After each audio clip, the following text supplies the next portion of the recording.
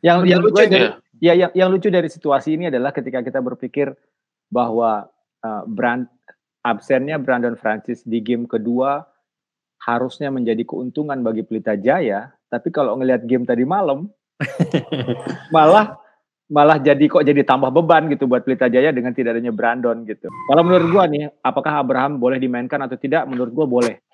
Di game kedua ini boleh. Menurut gua boleh.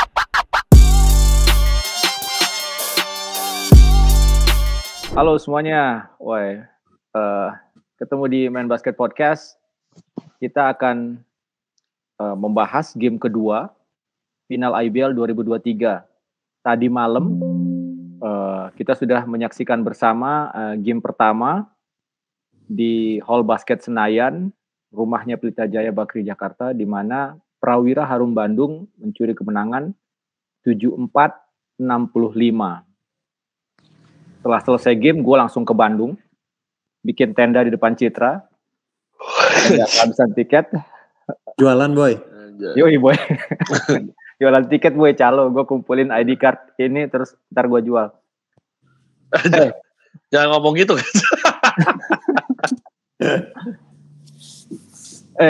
Guys, ada beberapa catatan menarik dari pertandingan tadi malam. Game pertama tentang kemenangan Prawira Harum Bandung. Pertama, performa luar biasa dari Reza Guntara, 26 poin.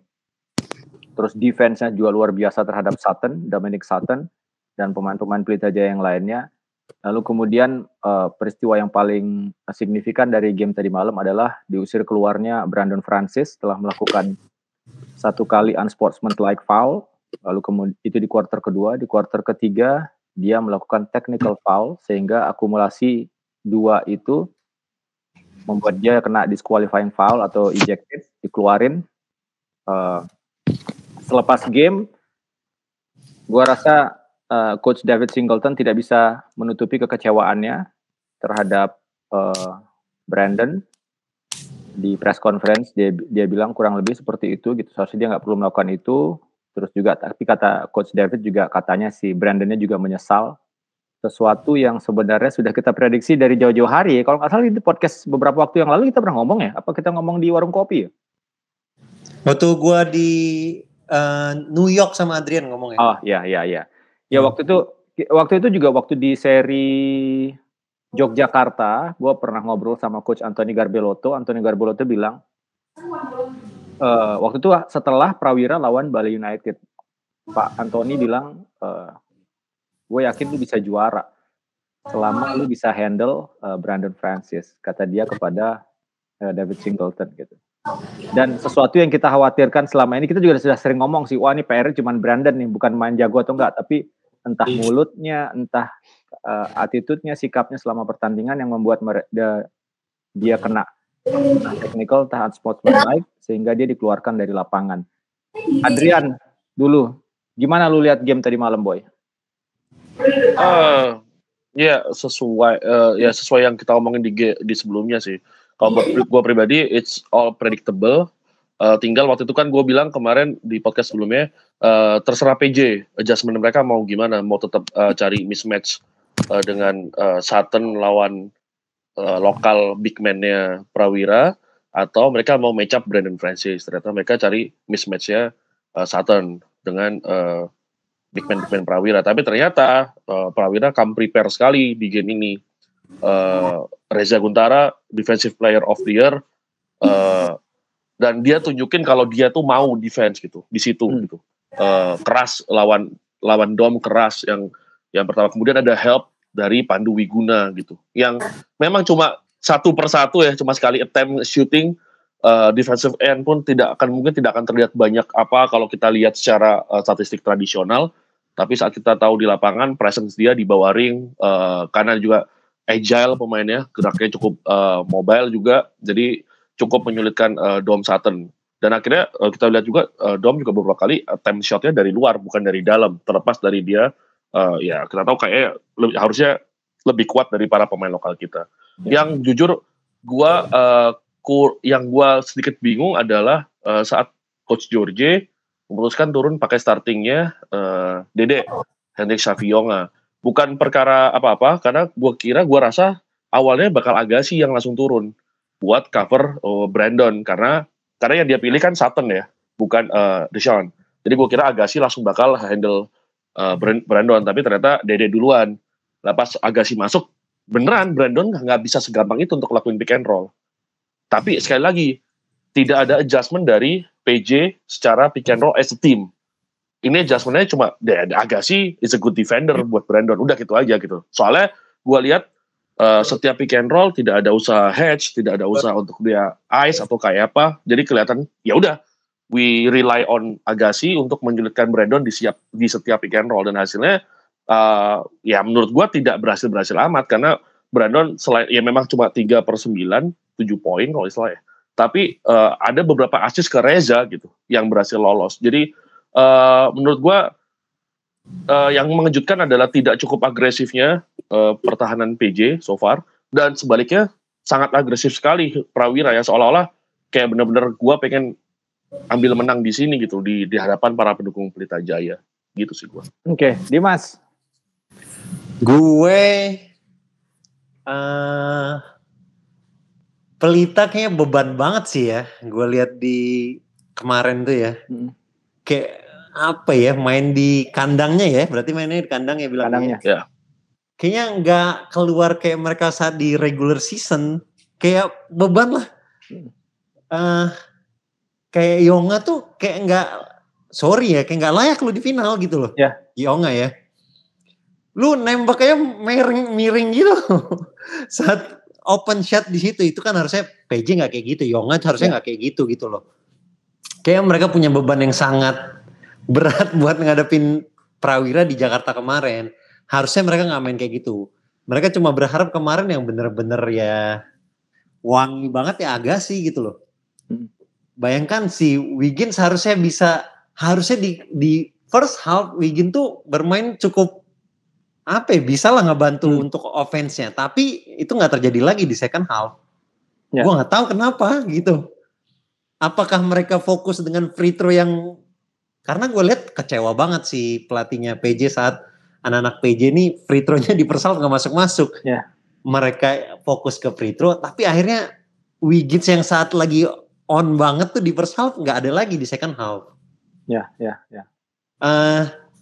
Ya defense juga nggak seagresif seperti Pelita Jaya yang kita tahu. Sedangkan Prawira ya banyak, mungkin mereka kayak PJ ini kita harus stop Brandon. Tapi yang lain nggak dipikirkan gitu loh menurut gue ya. Karena kayak Hans Abraham aja masih bisa dapat, ya nggak open shot banget, tapi dapat make that free throw, that 3 point at the top. Ya, 2/6. Ada defender juga yang challenge. Dan Timo aja main. Yang gak main cuma si Brian sama Yosua kayaknya ya. Brian sama Yosua gak main. Dan ya ada kata yang benar juga, kata Reza, play as a team ya, memang itu yang terjadi di Prawira gitu loh. Defense, rebound, offensive rebound, defensive rebound, dan gue nggak si senternya siapa lagi, gue lupa namanya Prawira. Jared Shaw sih, ya second half dia bisa main full sampai quarter keempat, itu memang apa ya, kayak dia tahu bakal di double team kalau dijaga Vincent, dan yang lain juga udah siap. Antara satu wingnya masuk ke dalam kayak Jokic passing ke Aaron Gordon, atau lu siap-siap di luar udah ada Yuda, udah ada Hans Abraham. Jadi ini yang gue bilang yang kayak di episode sebelumnya, situasi saat di final bisa berubah-berubah karena gue lihat defense-nya Prawira juga semi zone dilakukan. Gue lupa di first half apa second half, itu juga merepotkan buat di second half setelah Brandon keluar. Soalnya kan Jared Shaw sama Reza sama-sama 4 tuh foul-nya. Betul. Akhirnya mereka sempat pakai zoom dikit gitu. Betul. Dan harusnya game yang sangat, ya ini kan lumayan. Berapa skornya Boy? 7-4 7-4-6-5 Boy. Nah, harusnya bisa lebih ketat lagi ya. Tapi memang free throw-nya PJ sih Gue sih nggak tahu ya kenapa bisa kayak begitu ya. Arigi juga nggak main lepas, saya juga nggak main lepas gitu loh. Ya. Jadi buat catatan, tembakan gratis atau free throw-nya Pelita Jaya tadi malam itu 13/28. Hanya 13 yang masuk dari 28. Jadi nggak nyampe Missing 15 shot. Iya, nah mungkin karena gue lihat memang kecewa banget ya pelatihnya PJ itu saat free throw nggak masuk. Tapi akhirnya fokusnya ke free throw, yang lain gitu. Lu harus buat apa gitu loh, situasi buat offense, defense lu juga seperti apa, itu kayaknya ya kurang penyesuaian lah menurut gua ya. Karena udah fokus di free throw mereka memang jelek banget sih. Iya. Gue suka lihat ketika Brandon Francis dikeluarkan oleh wasit itu yang gue suka lihat bahwa adjustment pertahanannya Prawira jadi tambah kuat, jadi tambah solid, khususnya nggak tahu teman-teman lihat atau enggak, tapi khususnya pada saat mereka mulai leadingnya nggak pernah jauh ya, paling tinggi 10 kalau nggak salah ya, 10-9 gitu ya, nggak pernah jauh, itu paling tinggi, tapi kemudian bisa lumayan dikejar lagi. Tapi kalau kita perhatiin tuh ada satu momen di mana beberapa kali Yuda itu mematikan Prastawa. Itu second half menurut gue setelah Brandon benar. Iya, setelah keluar itu. Jadi bagaimana kebaca si Pelita Jaya akan ngejar nambah poin lewat 3 point, itu kebaca banget sama Prawira gitu. Dan dia masukin Yuda untuk nempel Pras, yang Pras pun walaupun sesekali ada pada posisi sebenarnya dia bisa nembak, ada keraguan-raguan, dia nggak lepas tembakannya. Iya. Dia harusnya dia nembak tuh, tapi nggak ditembak, dia malah dribble lagi gitu. Artinya memang Yuda kadang-kadang suka lepas juga gitu ngejaganya. Dan ya tetap balik lagi si Reza sih, barangkali itu permainan dia terbaik selama 1 musim ini ya. I mean like offensively khususnya beberapa tembakan tuh gue nggak sangka masuk sejujurnya. Dijaga sama Vincent, dijaga sama yang lain-lain. Adrian ada tambahan lagi? Chasing bloknya juga luar biasa loh kemarin tuh ya, kayak ada 1 doang bloknya ya. Iya, kayak dia help, dia lompat aja gitu ya, bolanya depan dia. Ya udah lah. Bola voli ya, dipukul ya.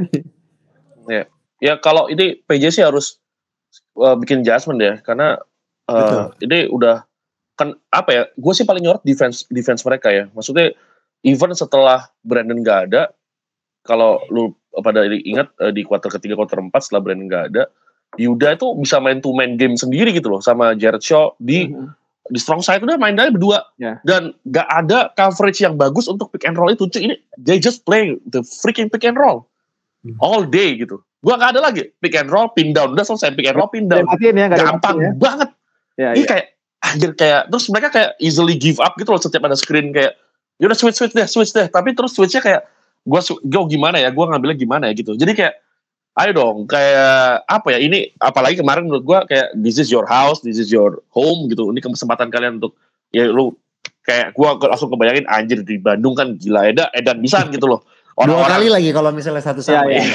Iya makanya gue bilang kayak ini saat kesempatan kalian untuk itu gitu, tapi kayak malah energinya malah diserap sama Prawira gitu, yang pas defense malah kayak di belakangnya lawannya terus gitu, tailing terus, si Yuda kayak Hans, even Timo gitu, kayak semuanya ngasih kalau oke, kita harus ambil di sini gitu. Gue lihatnya beda banget lah. Mungkin nggak tahu ya, kata Dimas tadi mungkin beban untuk PJ ya sangat bisa jadi, tapi di satu sisi gue harusnya energinya nggak di situ dan adjustmentnya sangat kecil sekali kalau menurut gue ya, karena kan every pick and roll bisa dijalanin dengan mudah gitu. Gue catat cuma ada 1 seingat gue, Abiu, saat Abiu main baru ada heads di pick and roll buat Brandon, dan itu akhirnya jatuhnya nggak ada help side dari weak side, boleh passing ke Reza, selesai. Jadi tapi setelah itu Dominic Sutton, Vincent nggak ada yang hedge, jadi setiap pick and roll mereka kasih aja udah.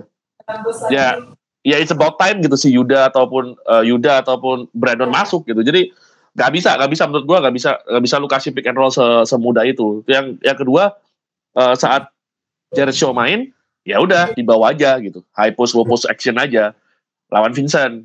Kalau nggak ada help ya selesai juga gitu. Ya menurut gue kelihatan banget at some point Jared kayak barbecue chicken aja udah. Kayak easy man gitu, light day gitu loh. Jadi harus ada ya itu benar kata Dimas, helpnya siapa. Emang harus kayak ya kita bahas di sebelumnya, it's pick your poison type. Jadi lu mau ngelepas siapa gitu. Menurut gua kemarin harusnya 3 point yang dilepas oleh PJ, karena di first half 1/11 kalau nggak salah. Just let them shoot gitu. Gue bilang kayak ya udah Prawira kecuali Hans yang lain biarin shoot aja gitu. Kalau kata gue orang sejelek itu gitu, tapi ya tidak benar-benar terjadi sih gitu. Mas, gimana Mas? Di game kedua sepenting apa? Pasti penting adjustment-nya. Gue rasa sih adjustment-nya gue berharap Wiggins sih sebenarnya ya. Gak tau kenapa, gue merasa dia yang bisa buka situasi. Ya Wiggins gak kelihatan loh di game 1 buat gue ya. Sebenarnya kelihatan, gue ngeliat di first half luar biasa sebenarnya ya. Cuma kayak nggak tahu di quarter 2 di second half tuh ya udah nggak lu manfaatin lagi, itu sayang menurut gue.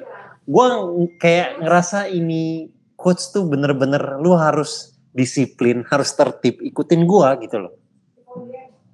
Kayak lu harus bermain situasi di luar keinginan dia, itu bahaya banget kayaknya. Jadi anak-anak tertekan juga. Karena gue liat Wiggins yang nembak airball tuh gak yang dia 3 point dari jauh. Ya. Itu aja dimarahin sama dia. Sampai Wiggins, aduh. Tapi ya gimana ya, memang kemarin tuh Sutton ya ada sih beberapa kali 3 point. Cuma yang kembali lagi menurut gue yang bisa mengacak-ngacak si Prawira ini menurut gue ya Wiggins. Itu harus disesuaikan nanti. Dan bener kata Adrian, harusnya small to small saat PJ defense switch, tapi mereka kayak miskomunikasi gitu antara mau kayak ya lu dorong atau lu ngomong atau lu sebelum main tuh udah ngomong small to small ya switch.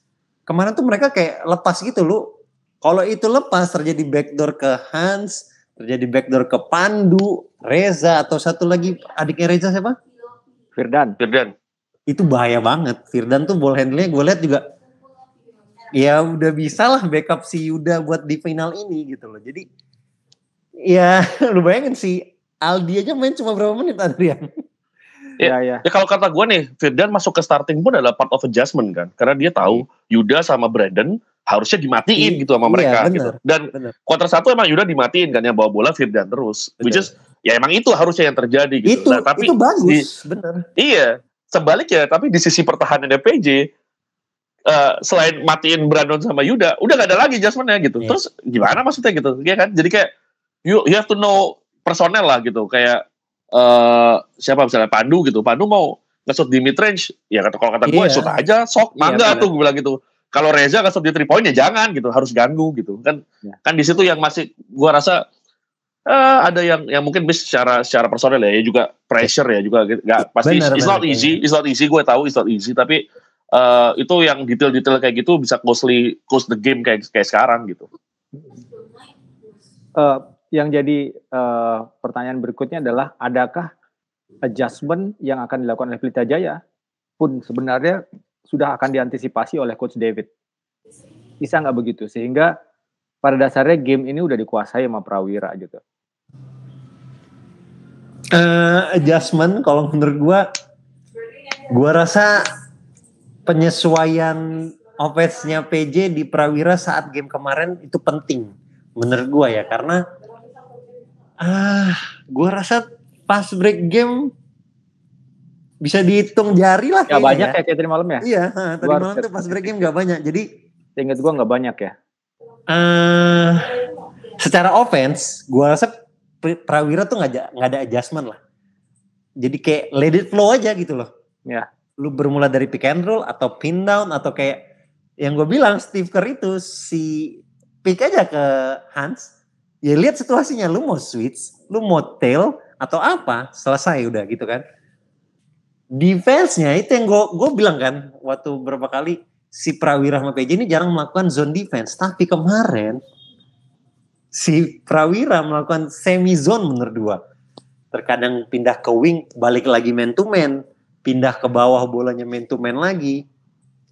Harusnya ini beban next game-nya memecahkan apa yang dilakukan Prawira di situasi game. Itu menurut gue ya. Lu harus punya situasi lagi di PJ ini, si coachnya harus punya situasi lagi, bukan apa ya, kalau saat gue main tuh, lu main pola ini aja. Pola yang udah sering gue latih gitu ya. Nanti kalau lawan ini, lu main yang ini aja. Menurut gue, itu awalnya boleh, tapi setelah perubahan defense-nya Prawira, lu harus menyesuaikan gitu loh. Ada situasi yang baru, lu masukkan saat offense. Ini menurut gue, karena beberapa kali gue lihat kayaknya memang itu offense yang dilakukan PJ memang udah sering mereka lakukan gitu loh. Sering mereka lakukan di regular season ya itu aja. Cuma harusnya bisa dikembangkan sama nih anak-anak ini. Cuma kayak memang beban itu loh, Boy. Yang lucu dari situasi ini adalah ketika kita berpikir bahwa absennya Brandon Francis di game kedua harusnya menjadi keuntungan bagi Pelita Jaya, tapi kalau ngelihat game tadi malam malah jadi tambah beban gitu buat Pelita Jaya dengan tidak adanya Brandon gitu. Gitu gak sih Adrian? Tapi berarti kalau Brandon nggak main, Shaw bisa main 40 menit? Full. Harusnya penuh bisa. Bisa.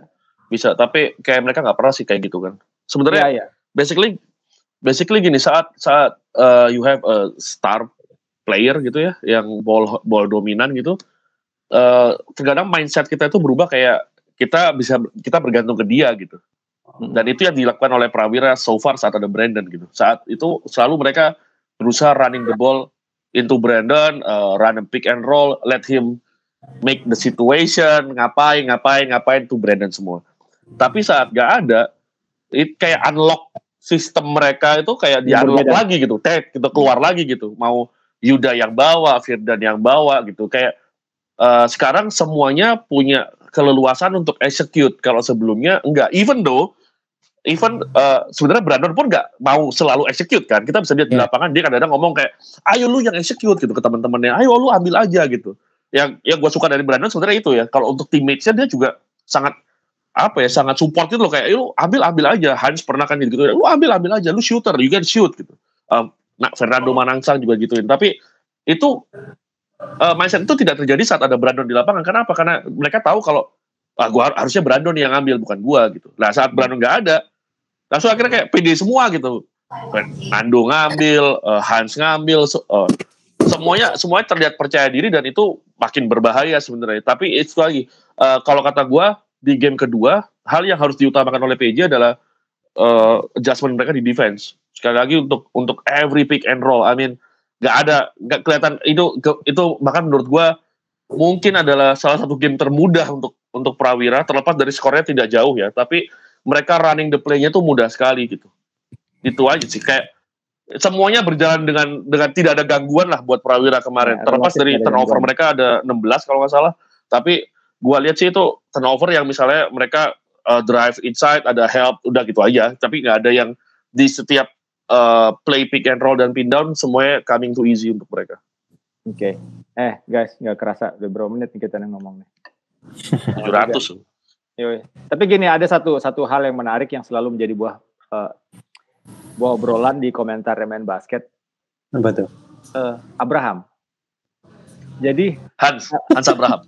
Abraham Damar Brahita gitu. Tapi ini menarik apa ya? Karena kan kondisinya sampai saat ini kita belum tahu kondisinya Firdan seperti apa. Tadi malam ketika keluar dari game sih kita lihat kayaknya nggak ada apa-apa ya, dia sambil dipijit sebelah sininya gue lihat ya. Katanya sih masih bakal dicek lagi kata Brandon. Brandon tuh fisioterapinya. Si Mas Brandon. Itu kan. Nah sekarang kalau menurut gue nih, apakah Abraham boleh dimainkan atau tidak? Menurut gue boleh di game ini. Menurut gue boleh. Secara aturan sudah boleh. Tapi yang pengen gue tanyain, yang pengen kita obrolin saat ini adalah sesignifikan apa adanya Bram atau nggak adanya Bram di sisa pertandingan ini gitu, di sisa 1 atau 2 game ini. Perlu nggak sih ada Bram atau nggak perlu gitu? Kan orang-orang, wah nggak perlu, udah jalan ini, mainnya udah tinggal 1 game 2 game jadi nggak perlu gitu. Tapi di sisi lain, kadang-kadang kalau ngobrol sama Dave Singleton, gue masih suka melihat dia senyum-senyumnya tuh. Ini asumsi gue ya, dia butuh gitu. Misalnya nih ya, gue tanpa maksud meremehkan para pemain yang lain gitu. Instead daripada dia nggak mainin Yosua misalnya, dia pasang Yosua di roster, dia bisa pasang Abraham untuk duduk di situ gitu dan nggak ngapa-ngapain misalnya seperti itu gitu. Siapa tahu dibutuhkan pada situasi-situasi yang mungkin dibutuhkan gitu. Bram nggak main lama, nggak juga. Dia main di Jepang sekian lama, pemain level dia, gue rasa tidak sulit lah untuk beradaptasi. Gimana menurut lo, Adrian? Ya, dari awal gue selalu bilang kan, ya silakan kalau yang dulu pembaca Main Basket baca, gue pernah ngomong masalah chemistry itu bullshit. Ya. Gak ada chemistry, maksudnya waktu is about time. Ya. Wah kalau dia udah lama gak main, jadi main nanti jadinya kagok atau apa, gak ada. Kalau pemain jago mah jago aja gitu. And he's the best player in Indonesia right now. So ya kalau Prawira mau sih nanti ya gak ada ruginya. Tapi menurut gua mungkin pun gak akan dapat menit yang banyak ya gitu. Helping aja gitu. Ya jadi kayak mungkin bahkan bisa bantu di second unit kalau emang mau dimainkan gitu. But apa ya? Gue suka sih, maksudnya Prawira sepanjang musim ini bisa melakukan apa ya, banyak hal tanpa Abraham gitu. Tapi meskipun yang gue suka tuh role player ya. Karena jelas kutubnya itu adalah dua pemain asing mereka dan juga Yuda. Tapi kita lihat gimana Reza Guntara jadi defensive player of the year.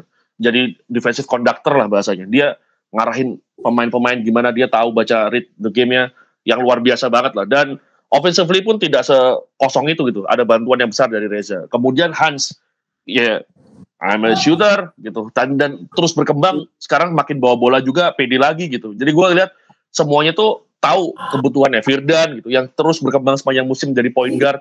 Yang akhirnya Prawira ini juga semakin kokoh gitu. Dan waktu di Surabaya, Dave pernah bilang gitu. Ya sekali lagi, with no means disrespect atau apa, dia ngomong kayak, can you imagine this team with Bram? Dia bilang gitu. This team with Bram. So it's over, kata dia. Kata dia gitu harusnya. Dengan Brandon, Jared Shaw, Bram, semua pemain bekerja seperti ini. Rasanya selesai sebenarnya. Dan ya harusnya sih, kita nggak tahu ya. Maksudnya so far, belum pernah lihat Abraham latihan balik lagi ke Prawira. Latihan sendiri. Tapi kalau misalnya memang memungkinkan, it's gonna be fun ya, it's gonna be fun ya, interesting gitu. Kita kayak wow gitu. Dan gue yang paling gue tunggu menurut gue adalah kalau misalnya benar-benar main ya, match up ketemu Agassi gitu. Menurut gue mereka berdua ini yang sekarang ada di top player di Indonesia, terlepas meskipun Caleb won the MVP, tapi kalau saat dua-duanya apa ya yang mereka berdua ini yang sekarang harusnya menjadi pusat poros basket Indonesia menurut gue gitu. Dimas, gimana Mas? Ada, tidak ada, mending mana? Sama aja sih, ada dia juga sama aja kalau gue ya. Oh ya. Tapi kalau dia ada ya nggak apa-apa juga ya, bisa jadi min play-nya banyak kalau menurut gue. Kalau dia lagi wangi, kalau dia ya maksudnya ya di levelnya Abraham ya nggak perlu. Ya datangnya kayak Tarkam aja, lo datang main aja udah gitu loh. Santai aja gitu loh. Parah lu, final lu belum Tarkam lo. Enggak, maksudnya kan gak pernah latihan nih sama mereka. Yeah. Maksudnya datang ya udah main aja, ayo gitu. Yeah. Menurut gua dia bisa buat main saat final besok. Jadi nggak perlu latihan bareng lagi. Dan usah. Yang kita bahas di 2 episode kemarin dan sekarang adalah skema offense kan nggak ada apa-apa Dim ya. Maksudnya ya udah itu aja pakemnya gitu. Jadi nggak perlu something ribet lah, cuma situation aja. Defensively sekali lagi kita selalu bicara defense ya bukan masalah apa-apa, about willing, lu mau kejar pemainnya nggak, lu mau kejar bolanya sampai jatuh nggak, it's about that gitu ya. Udah kayak sebenarnya harusnya ya agak banyak penyesuaian lah. Ya bayangin lu udah lama nggak main di Liga Indonesia, tiba-tiba lu balik kan excited. Harusnya easy game lah buat kayak begitu dengan levelnya dia. Iya, dan ya pasti seru dan gua rasa bisa makin bahaya kalau PJ kalau ada dia lagi gitu loh. Ya, sip. Thank you guys. Tapi sebagai orang Bandung gimana? Apanya? Ya, ada Bram apa nggak ada Bram? Kalau gue lihat sih kayak kepecah ya. Gue asumsikan dari kolom komentar kita aja di Instagram Main Basket kayak kepecah gitu. Ada yang pengen dia datang, ada juga yang nggak pengen. Udahlah musim depan aja gitu. Gue sih respect kedua-duanya. Tapi kalau gue personal gue pengen dia main. Personal gue pengen dia main gitu karena. Tapi juga apa ya? Gue nggak tahu ya. Ada resiko besar juga ketika dia main. Tapi juga ada opportunity besar juga ketika dia main. Misalnya gitu Prawira kalah, dia bisa sangat disalahkan. Tapi juga ketika Prawira menang, barangkali ada yang mungkin enggak ya, tapi setidaknya dia juga si Abraham harus merasa diri bahwa this is not about him. Ini timnya gitu, ini timnya. Dan gue rasa Abraham sangat dewasa untuk sudah memahami konsekuensi-konsekuensi itu. Gitu. Dia tahu apa. Iya, dia lagi di spotlight kan. Apapun yang terjadi bisa dia semua ya. Iya. Dan buat gue apa yang terjadi sama Abraham selama ini sejauh inilah hampir semuanya adalah hal yang positif khususnya buat Indonesia. Betul. Ya, bagaimana dia berupaya menjadi pemain yang bagus gitu. Terus kemudian berhasil main di luar negeri, lalu kemudian muncul drama dengan klubnya yang sedikit banyak juga membuat kita belajar, ada bisa potensi begini kalau ada hal-hal seperti ini gitu. Lalu situasi juga kayak apa ya? Buat gua kayak membuka pintu juga nih. Brandon nggak main. Firdan begini, ada peluang walaupun mudah-mudahan semuanya baik-baik aja gitu. Jadi kayak ada pintu kebuka sedikit gitu. Coach Dave juga sangat sadar di mata gua. Coach Dave beliau sangat sadar bahwa Bram tuh potensinya sangat besar buat Prawira. Pelatih sekelas Coach Dave tidak akan serta-merta bilang enggak, dia nggak bisa masuk gitu. Dia tahu persis seperti Adrian bilang tadi, imagine this team with Abraham gitu. Jadi dia tahu banget lah, dia tahu gitu. Ketika Brandon dikeluarin dia bisa adjust seperti apa, ketika Brandon nggak main dia bisa nyesuaiin seperti apa, begitu juga sebaliknya. Gua rasa Abraham masuk, kayak dia udah punya menu-menunya gitu, mau ngapain udah tambah mudah. Bukan malah menjadi masalah buat dia, harus diapain. Enggak, dia justru udah tahu kalau ada Bram begini gitu. Buat gua begitu. Dan satu lagi ya, sepanjang season tuh ya ada satu slot, satu posisi starter tuh yang emang terus diganti-ganti sama dia kan. Iya. Ya harusnya ya kalau dia ada di situ ya udah dia sebenarnya di situ gitu loh. Iya harusnya kan kayak yang pasti kan Yuda, Brandon, satu ini slot yang terus bergantian tergantung lawannya, tergantung kondisi pemainnya. Kemudian Reza sama Pandu kan. Nah satu ini terus diganti, bisa Indra, Alan Asadi, Firdan, tergantung mereka lawan siapa mau ngapain gitu. Saat when you have the best player in Indonesia harusnya ya dia yang di situ gitu pasti kan. Sebenarnya itu kayak gitu. Tapi ya sekali lagi yang gak gue harapkan sih game yang kembali seru ya. Itu aja sih. Gue berharap tetap seru lah. Ya. Sip. Oke. Thank you guys. Selamat untuk Prawira dan Pelita Jaya besok main di game kedua. May the best win team. May the best team win. Iya. Oke, sip. Thank you Adrian, thank you Dimas. Terakhir. Ya, silakan Boy. Apa tuh? Ref, mending ngobrol aja dulu, ngajak pelan-pelan, baru kasih call lah. Ini final loh. Slow aja. Boleh kita ngomongin wasit dikit ya? Ke bawah situasi kayaknya. Iya. Emang agak agak mengecewakan sih emang kemarin game 1 ya. Maksudnya kita juga kadang-kadang yang tahu hanya mereka berdua gitu. Iya, benar. Tiba-tiba technical foul. Hah? What happened gitu? Ini kan harusnya hiburan buat semua gitu. Benar, ini final bukan regular season gitu loh. Itu waktu yang dia dikeluarin, yang kuarter pertama itu technical foul jelas dia yang lagi protes, tapi technical foul ke bench. Itu gue lebih bingung lagi, ini maksudnya apa? Iya. Ini gimana gitu? Itu jadi kayak banyak sekali kerancu-rancuan lah. Kemarin juga Firdan abis benturan jatuh, 2 referee nonton IRS. Tapi medisnya nggak boleh masuk gitu, nggak ada yang fokus ke Firdan juga yang lagi benar-benar terkapar gitu. Jadi maksud gue banyak hal. Tapi ya itu harus kalau bahasanya kalau nggak salah harus bantuan verbal antar referee lah. Ya, untuk juga, itu. Memang tidak gue tau lah kerjaan wasit sangat berat sekali gitu. Fokus lah, tapi kayak out of bounds-nya bola Prawira di quarter 3 atau 4 gitu, itu yang sangat, ini kan? Iya. Sangat jelas itu pemain Pelita Jaya mukul bola keluar, tapi nggak ada referee yang lihat. Sampai David Singleton minta lihat gitu, dan bener emang kebalik. Iya, dan ini kan disayangkan kan, ini kan ngambil jatah gitu, udah gak ada lagi gitu. Peluang gitu. Diambil di kuarter 3 gitu, ngapain gitu. Gua nggak tahu ya, harusnya kan bisa komunikasi 3 wasit itu dulu, lalu komunikasi ke meja atau gimana. Lu lihat kan tadi yang mana? Biasanya itu yang dilakukan zaman dulu kan ya, sebelum ada teknologi IRS ini nggak kebayang kalau ada AI gitu, ada Allen Iverson yang kedua. Artificial intelligence itu kita semakin ya gitulah, tapi nggak tahu ya. Oke, sip guys. Adrian, Dimas, terima kasih. Dim ke Bandung nggak Dim? Ke Bandung lah. Tergantung, nggak usah diomongin lah. Tapi kan di daerah Saklamin tuh lagi dingin Dim. Oh panas ya? Gobli. Ya, geng, terima kasih ya. Kita kemarin tuh ada yang nanya pas kita di Jakarta. Wah gue nontonin. Gue kirain ada prediksi gitu. Sialan gak ada prediksi ya ternyata gitu. Gue bilang kalau kita prediksi gak keliru. Gue bilang ya udahlah. Akhirnya kita nggak prediksi. Lucu juga sih. Gue juga nggak nyangka kemarin kita nggak prediksi ya. Iya sih. Nggak keluar akhirnya. Ya, soalnya jadinya ntar dibalik sama orang-orang kita megang A pada B semua. Tapi kan gue prediksinya apa? Nggak ada. Di Indonesia ini begini, Mas. Apa? Di Indonesia ini lu kalau prediksi tuh kayak cari musuh. Gue prediksinya Dewa menang juara 3. Oh iya benar. Bener kan? Bener. Main e-sport anjir.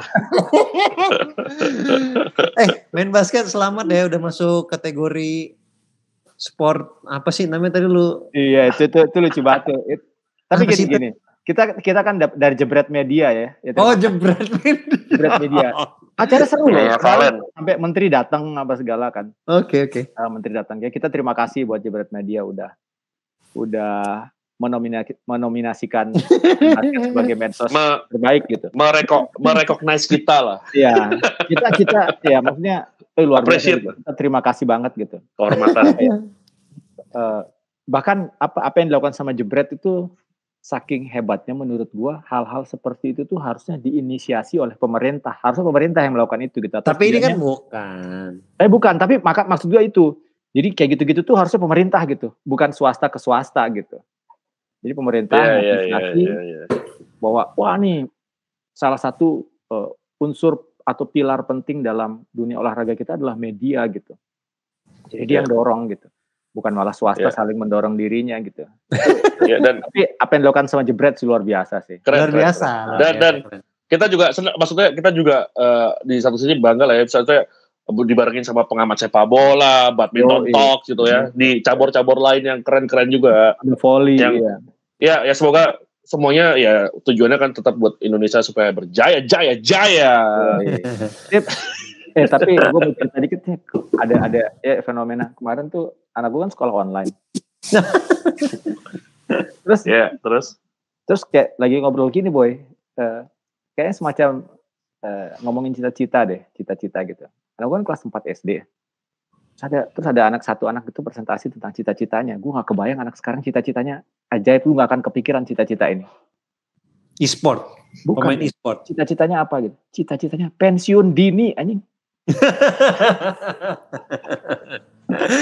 Dia mau pensiun dini kenapa?